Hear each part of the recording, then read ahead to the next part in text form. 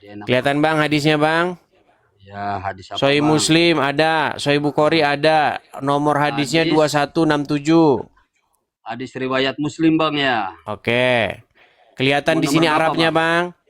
Sebentar bang, nomor hadis riwayat Muslim nomor 2167 Bang. ah, Kalau nomor beda-beda Bang, tergantung siapa ya yang nyetak hadisnya. 2167 ya. Baik. Apa dikatakan di sini Bang? Ya. Dari Abu Hurairah radhiyallahu anhu, Hmm. Rasulullah shallallahu alaihi wasallam bersabda, "Janganlah kalian memulai salam kepada Wahyudi dan Nasrani. Apabila kalian bertemu dengan salah satu dari mereka di jalan, maka coba Bang, maka apa Bang? Ya, Maka apa? maka desaklah ia ke jalan yang paling sempit. Sempit. Oke, apakah Terus saya memfitnah? ya cuma sampai situ aja penjelasannya. Sebentar, saya tanya dulu. Oh, Ini memang sebentar. cuma sampai sini. Ini Arabnya ini. Ya. Iya. Nah, pertanyaan saya, apakah saya Ya. fitnah ketika Muhammad mengajarkan seperti ini? Terus Enggak, gimana tuh jawab bang? dulu. Fitnah atau tidak saya? Itu bagus bang penjelasannya bang. Yang ditanya Penjelasannya itu fitnah bagus. atau enggak? Jangan seperti Romo Enggak. capek kalau ditanya apa jawab apa. Sebentar, gini loh.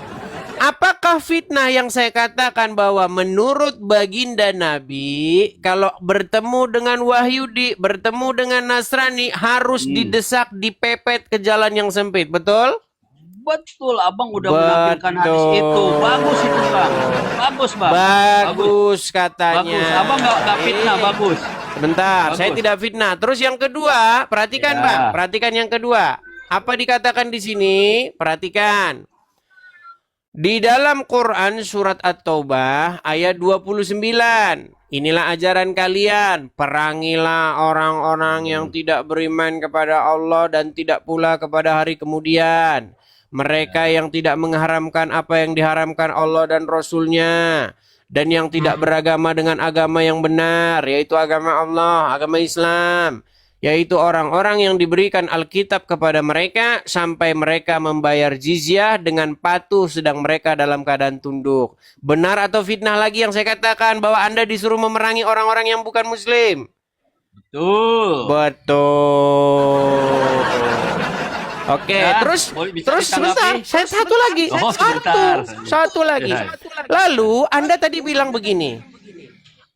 Semua yang kamu katakan tidak benar. Muhammad itu adalah orang yang suri tauladan yang baik. Bahkan orang kafir pun mengatakan bahwa dia itu sangat jujur. Al-Amin. Kamu nekat sekali mengatakan Muhammad jujur dan Al-Amin. Lihat hadisnya. Perhatikan. Kalau kamu bilang Muhammad sangat jujur, bagaimana mungkin dia mengatakan kebohongan diperbolehkan dalam 3 hal. Laki-laki yang berbohong dalam peperangan, mendamaikan di antara orang bertikai, dan laki-laki yang berbohong kepada istrinya. Lihat, Beres. betul? Berarti di sini Muhammad ngajarin bohong tidak? Sudah. Jawab dulu, berarti boleh nggak bohong kata Muhammad? Boleh. Boleh. Lalu bagaimana Boleh. Anda katakan dia jujur? Udah, saya tanggapi ya. Sungguh Anda berada di dalam kenekatan yang nyata. Udah ya. Ya. Ayo, silakan. Udah lama-lama, Silakan. nggak panjang lebar Edis di surah At-Taubah ayat 29. Perangilah orang-orang yang tidak beriman pada Allah dan hari akhir. Tidak mengharamkan, menjauhi apa yang telah diharamkan oleh Allah dan Rasul-Nya. Dan tidak mengikuti agama yang hak, yaitu Islam. Orang-orang yang telah diberikan kitab Yahudi dan Nasrani, hingga mereka membayar jizyah dengan patuh pada mereka. Kan seperti itu. Jadi begini bang, ini kan tuntunan terhadap kaum musyrik bang. Abang lihat nih dari awal tuntunan kepada kaum musyrik. Ayat itu kan beralihnya tuh kepada ahli kitab. Hendak memerangi orang mukminin. Sebenarnya sebaliknya. Mana ayatnya? Mana ayat mana ayatnya? Mana ayat? Silakan. Nanti tanggapi sabar-sabar Silakan. bang. Anda boleh menanggapi sesuka hati Anda dan terserah. Jadi begini bang, makanya bang. Jadi begini. Kaum musyrikin itu bang, yang dimaksud dalam surat ini kaum musyrik.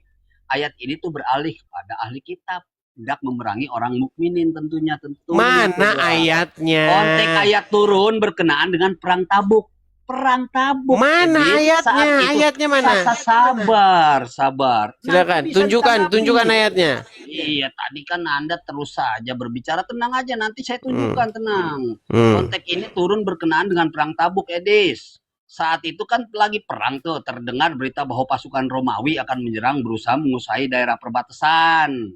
Turun ayat itu tidak berbunyi perangilah orang-orang Romawi, perangilah orang-orang yang tidak beriman. Makanya di situ tertulis perangilah orang-orang yang tidak beriman. Di situ maka tertulis perangilah orang-orang yang tidak beriman kepada Allah dan hari kemudian. Berarti Anda disuruh memerangi orang yang tidak beriman, tidak?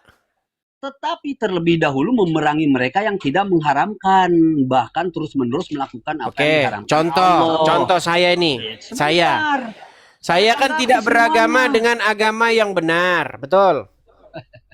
Betul tidak?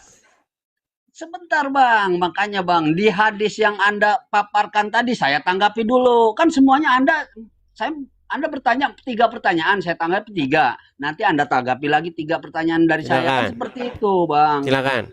Jadi Bang, kalau mau bicara di hadis Muslim Bang, itu nomor 2167 Bang, jangan kalian memulai ucapan salam kepada orang-orang Yahudi dan Nasrani. Jika kalian menjumpai salah seorang dari mereka di suatu jalan, persempitlah, desaklah. Larangan memulai salam Bang. Salam seperti apa yang Anda maksud itu melarang umat Islam untuk mendahului mengucapkan salam kepada pemeluk agama lain. Itu udah beda Bang, udah akidah. Menyebutkan Natal juga nggak boleh. Emang nyapa saja nggak boleh, beri salam aja nggak boleh. Bentar, makanya Anda itu tanda itu kalau bermasyarakat, Anda itu nggak boleh nyapa. Selain yang jangan kau beri salam kepada mereka. Bahkan kalau ketemu pepet mereka, desak ke jalan yang sempit, betul. Sabar Dis. Jadi begini Dis. Gimana?